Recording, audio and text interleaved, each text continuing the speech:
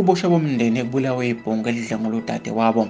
Kubusha abahlanu bomndeni okukhona kubo nonina ngokubulawa kwebhunga ebelisola ngokudlwengula udadewabo nonyaka. Leli bhunga elineminyaka engu-17, igama lalo eligodlile ukuvikela ingane, lithilekelwe ngenduku ngamalungu omndeni lashona ngemva kokuthi lisole ngokudlwengula udadewabo nonyaka esigamekweni esenzeke eShamoya eHelzame ngomgqibelo. Kuthiwa kuboshwa abayisithupha ngokubulawa kwalo, kanti abahlanu kubo ngabomndeni okubalwa unina, umfowabo noninalume okuthiwa bebethukuthele beveva ngabe esoleka ukuthi ukwenzile.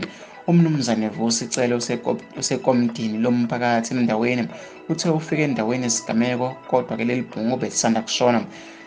Silandiswa-ke ngelinye ilungu lomndeni lithe kusolwa ukuthi umfana udlwengula udadewabo ngoLwesihlanu wabaleka waya-ke kubo othongathi.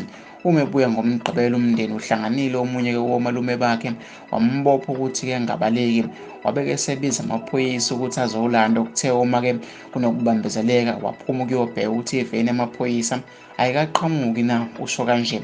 Uthe-ke ngesikhathi uninalume esehambile kusale kwavela ukuthi kunezinye izinto umufi okusola ukuthi uzebile.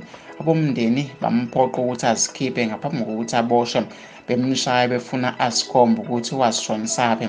Okukholakala ukuthi-ke baqinisa isandla wagcina eseshayeka kabi washona. Ucele uthe-ke okubuhlungu ngalesi sigameko ukuthi akucaci ukuthi umufi uzongcwatshwa kanjani njengoba kamalungu abalulekile empilweni yakhe okubalwa unina eboshiwe. Kusele ugogo wakhe nomunye uninalume wathi-ke bazohambela emndenini ukuyobonisana nezinselela angabhekana nazo.